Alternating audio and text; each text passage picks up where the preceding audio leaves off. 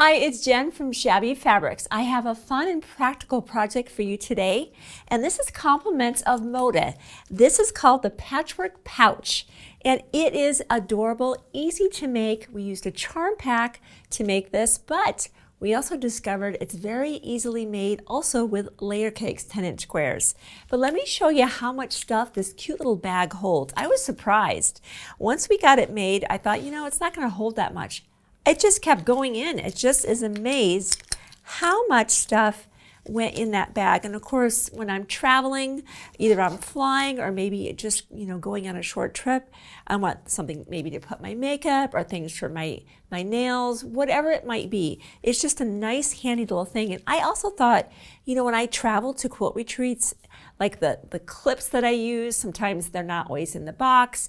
This is just a neat way to contain whatever it is you want to keep in a small space. We thought it'd be fun too for kids. Yeah, just traveling maybe to grandma's house or to daycare. Look how much stuff we were able to put in here. A whole box of crayons, that's 24 crayons, scissors, glue sticks, highlighters, you name it, and there was space for more. So these little bags, don't be fooled. They actually hold a lot, and they're really fun to make. Let me show you how. Of course, the download is available on our Shabby Fabrics website. Go to the very bottom, click on free, you'll see free downloads. Click there. You're looking for the Patchwork Pouch. Again, this pattern is courtesy of Moda Fabrics. We're so grateful that they've allowed us to share this pattern with you and to show you what we can do with their amazing pre-cuts. They were really the first in the industry to come out with pre-cuts, and we just love using them because we can jump right into the project, which we will do right now. The pattern has you choosing 20 2.5 by 5.5 inch rectangles. Now, charm squares or 5-inch squares, you can either take one square and simply cut that in half, and that'll give you 2 of those, and you would be able to use 2 of those within your bag, or you could use completely different fabrics, cut your charm squares in half, and you'd be able to make 2 completely separate bags, and then of course would have the same fabrics in them. But I love the variety of that, or as we mentioned before, 2 layer cakes, 2 10-inch squares are all that's needed to make this bag, one for the outside and one for the lining. So let's just jump right into, rather than me sewing the patchwork together, I've just sewn that so you could see what I've done. We did take our squares, just as I mentioned. We used our 2.5-inch ruler, 2.5 by 6.5 inch ruler, and I just laid that on this edge. It's so nice because if I line my ruler up with the edge of my charm square and cut, it is automatically cut to the right dimensions, and I'm ready to go, and I've got 2 pieces here. So that's what we did to make our bag for the demonstration with you. Now, as you can see here, we used a variety of colors for your viewing today, so that you can absolutely understand what's the outside of the bag and what's the lining of the bag. We chose all blues for the outside, and all gray will be for the lining. This will help you be able to understand the composition and the architecture of how the bag goes together. So again, blue is going to be the outside, gray is going to be our lining fabric for today. We just sewed those together, pressed the seams in one direction for one side, the opposite direction for the other side, and press the seams to one side to create our patchwork. You'll repeat that for, again, the outside of the bag and for the lining. I really recommend, and the pattern also recommends, an interfacing for just providing a little bit more stability for the bag, and you'll be ironing that to the lining fabric only. Now, just before I jump into that, we do have kits for this one. This is the Amberley collection, by the way, by Brenda Riddle. She's a wonderful designer. She is a good friend. I have always admired Brenda's work, both not only in fabric design, but also in pattern writing. She's incredible. And of course, Moda has picked a great partner with Brenda because they produce beautiful fabric together. This is the Amberley collection. Our kits that we have currently available will give you 2 bags. We put 2 zippers, a little bit of a cute trim in there with a little crocheted edge, and we have what's called Shape Flex. So let me just put that aside and talk to you a little bit more about the Shape Flex. It's a nice lightweight interfacing that has fusible on one side and smooth on the other. we went ahead and ironed that to the back side of the lining. And if you're concerned about getting that fusible component on your ironing board, this is where an applique pressing sheet has just yet another application. It's not always just for applique. It can be a great way to protect your surfaces because any glue that adheres to it lifts right off. So I'm just going to smooth that out. Again, the bumpy side, of course, is down, ironing to the back side of our lining patchwork, and we'll just start in the middle and work our way out. The other thing with Shape Flex is they do encourage some steam, some heat, so don't be afraid to have your iron on a steam setting. And if you are getting your kit from Shabby Fabrics, it has the Amberley collection, the Shape Flex will be in your kit enough to make 2 bags. We're just going to steam that so it's good and adhered and nice and flat with no wrinkles.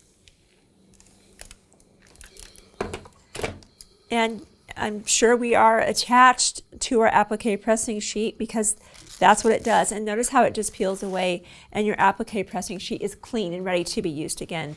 So I love using products that you wouldn't historically use in a project like this. You know, you typically use applique pressing sheet for just what it says, you know, applique, but there are other ways to use that as well. So I'm just going to put that aside for now.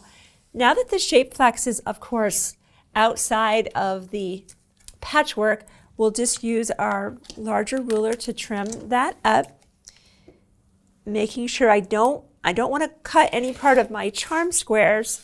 I'm just trying to get the Shape Flex off, and we'll clean that up.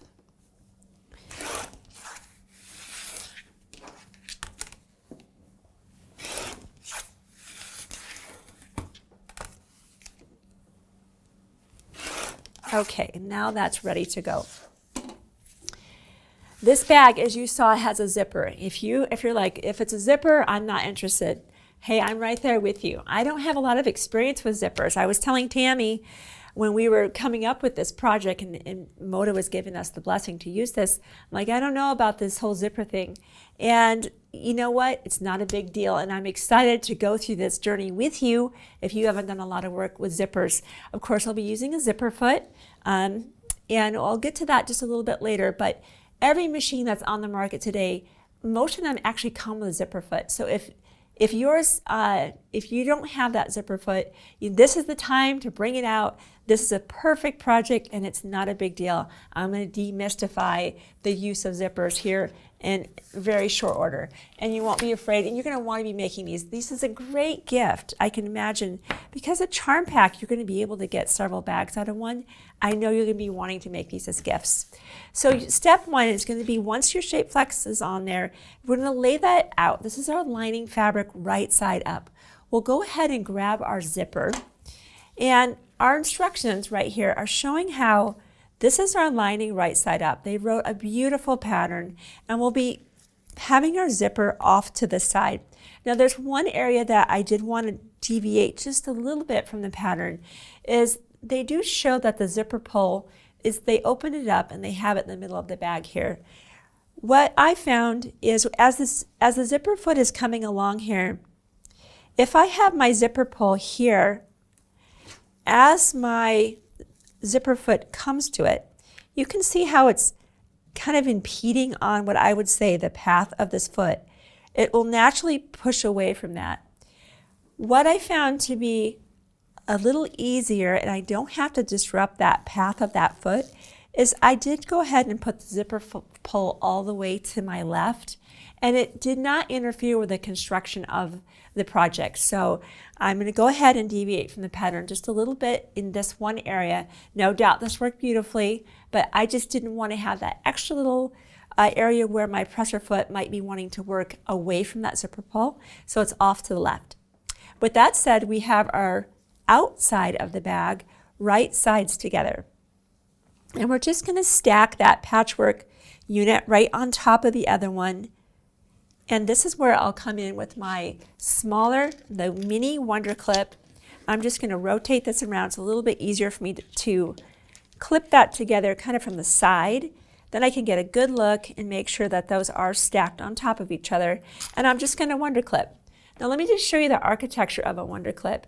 You see how it's flat on the one side? That is, of course, the part that's going to be on the very bottom.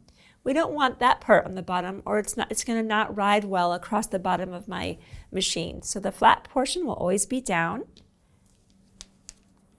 So we're just going to clip here, and our whole mission is just to hold everything together so when we do take this to our sewing machine, nothing has shifted while I move it from here to the machine. I might even clip down there first and just work my way back here.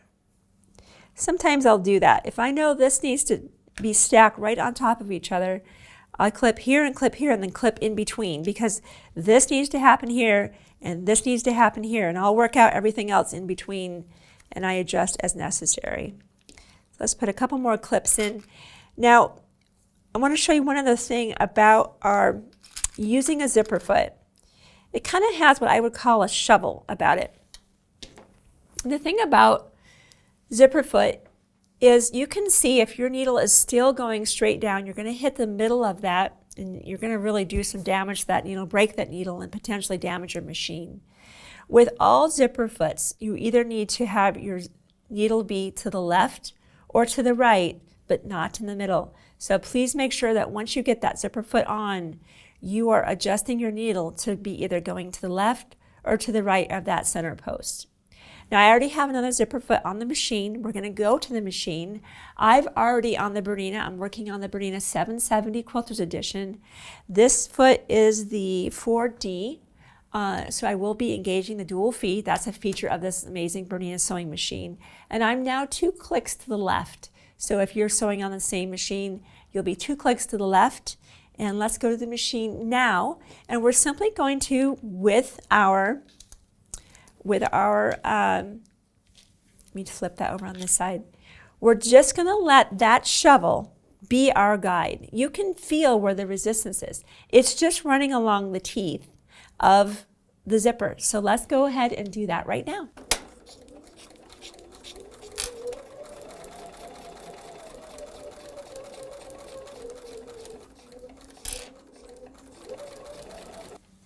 Our next step will be to open up the bag. Now this is kind of a cool thing. We had to really wrap our brains around this one because it was at first confusing. So if you open this up and your zipper pull is to the left, this is the outside, that's the lining. You'll grab this side. I'm going to pick up this side of the zipper, which is not attached. I'm just going to grab that and I'm kind of keep moving up until I grab that lining fabric. Did you see that step? Let me show it to you one more time. That was, for me, the most confusing part about making the bag. It's open, zipper pulls left, outside of the bag lining. Grab that part of the zipper, keep going, grab this here, and again, we want to stack right on top of it. So I might have to adjust just slightly. And this is where our wonder clips will come in again. And we will go to the machine once again and simply sew along here with the zipper foot again. You know, the best part about making a bag or something again is, as you know, understanding and deciphering the instructions of how to do something one time. It takes you so much longer the first time than to do it again. And of course, the more times you do it, you don't even need to refer to the pattern anymore because you know. And that's what I think makes it fun to make the bag again. And that's why for our kit, we put in enough zippers and the Shape Flex, and of course the Charm Pack makes many bags so that you could do it more than one time, because it's such a nice, it's nice to have 2 bags, either for yourself or one to have and one to give. All right. So once again, we have ours clipped. We're going to head over to the machine and sew a 1/4 inch. Well, actually, it's not even really a 1/4 inch. It's whatever that shovel pushed up against the zipper all along here is going to yield. So we will do this again.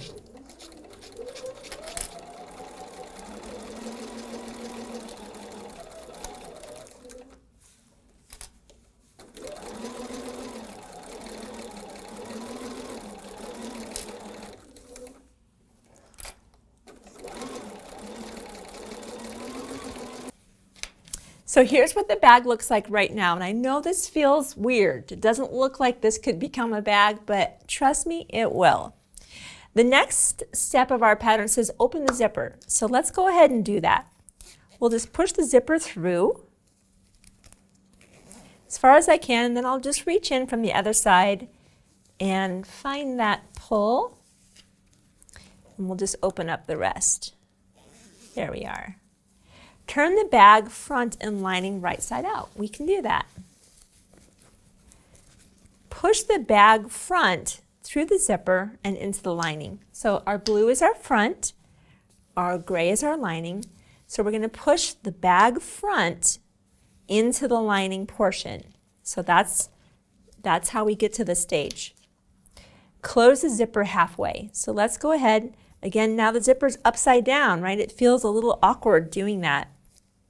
You'll just pull it till it's about halfway, like that. So that's what you've got right now. You kind of have your tube forming, just like that. Fold the ribbon in half. Now the ribbon we're talking about is this portion of the bag that's basically kind of a handle that you can pull against when you're opening the zipper.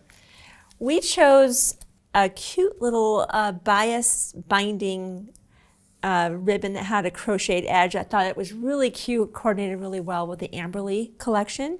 Now in the kit, if you are getting the kit, just notice that this is a double fold bias tape. So you'll just need to close that with a little bit of a stitch.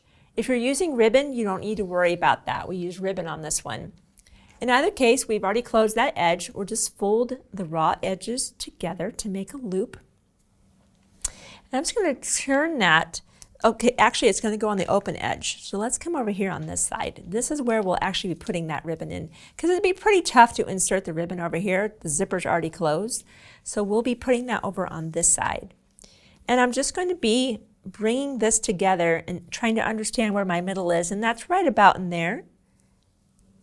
Double fold together there. Let's open that up so you can see. Plus, it's the middle of this strip. Very straightforward. We'll just line those raw edges up together there, and I'm going to pin that, and I'm going to pin it enough back that when I stitch this a 1/4 inch, I'm not going to hit my pin. So I'm going to pin that a little bit further back than you would think that I should. But that's just going to keep that, maybe I'll pin a little bit closer. There we go. So that's going to keep that in position. So when I come along here, I do catch it, but I don't catch that pin. So we're just going to come with our two sides like this, butting them up together, trying to flatten everything out as good as we can and match that up. And we're just going to use our Wonder Clips again. Let's just get that all straightened out. So it's completely stacked, and this is rolled back, so I don't create a tuck. You see how that would be very easy for me to do that? If I don't get this completely rolled back, I can catch a tuck here. So I'm going to roll this completely back and make sure that is out of the way. Same with this. And flatten this out as well as I can, and this is where those clips will come in again, nice and handy. Remember the flat sides to the bottom. And now I'll be switching the presser feet. So I'll do that, and once that's switched out, we'll just come in here and we're going to sew a standard 1/4 inch seam allowance starting here, and yes, you will go over the zipper. Caution, if you are using your own zipper and you have metal teeth on that, please do not stitch over those teeth. You will need to remove the teeth where the 1/4 inch seam allowance will be striking the zipper, so that way you're not damaging your, potentially breaking needles and damaging your machine. This happens to be a plastic zipper, and this is no issue for this machine and probably the machine you have at home if you're not sewing on a Bernina. But if you do have those metal teeth on the zipper, please, with any machine, you should be removing those before you sew over that area. So that's just something to think about. I learned that yesterday from one of the other team members here who's sewn a lot more zippers than I have, and I'm so glad she mentioned that to me, because that's what you might be sewing with at home. So I'm going to go ahead, I'm going to switch my pressure feet out, and then once that's done, we'll take that to the sewing machine and we'll get that stitch put in. As you get to the zipper, you're going to want to stop and back up here. This is, of course, the part of the bag that's going to have the most tension. And yes, you can go ahead. I'm just going to lift up just a little bit and bring those teeth a little bit closer and go right over top of that bag right there. For the zipper, excuse me.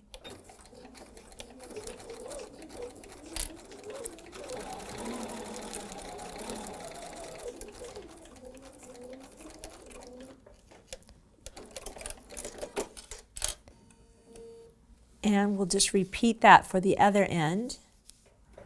And it's really held together nicely. I don't need to use the wonder clips on this side.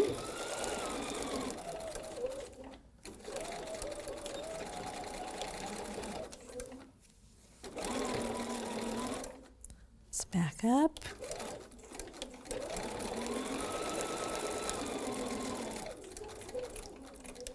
So the bag is here. I'm going to go ahead and trim the extra part of the zipper at this point and just make it just a little less bulky. And now we'll box the corners. One thing I found to be making boxing of corners is a little bit easier is I just give it a little bit of a 45-degree snip on those corners. It helps the seam to lay open. And the pattern has you, well, let's just go ahead and do this together.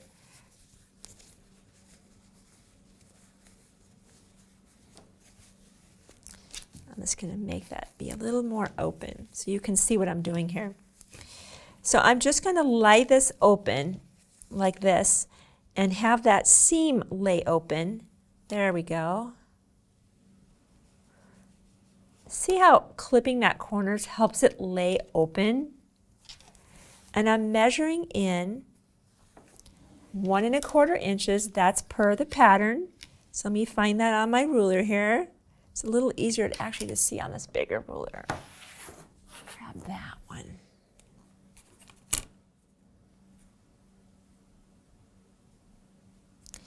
Go on this side. There we are, that's my white line. And I'm just trying to run parallel. So this kind of creates this delta here, right? And then I'm going to draw my line.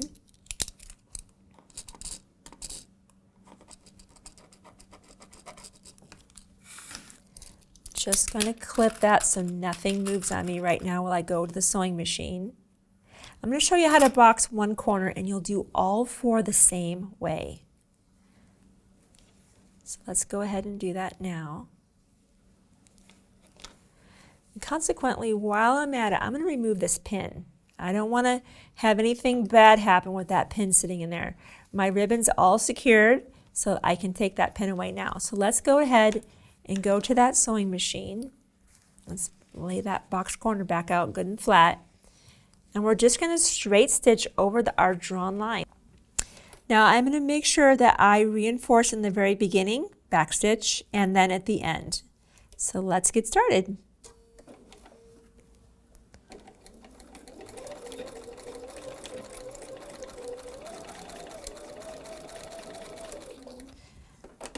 Let me just lay that seam flat. I don't want that to roll on me.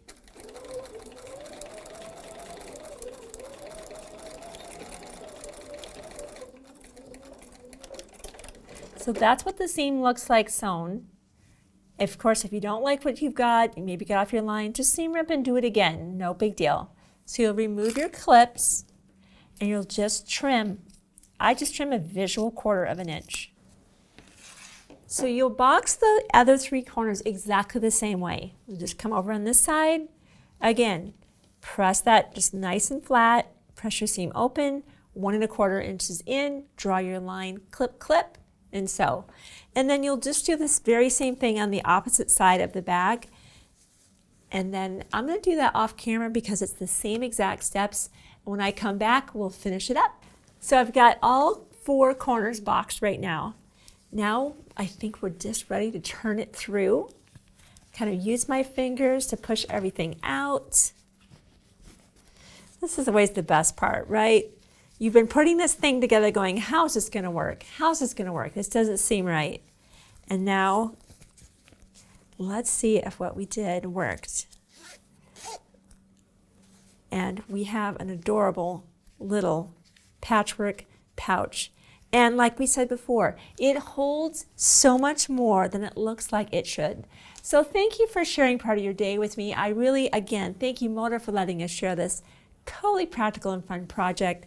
And if you've ever been intimidated by zippers, now you know it's not that big of a deal. So thanks again, and I'll see you for our next project.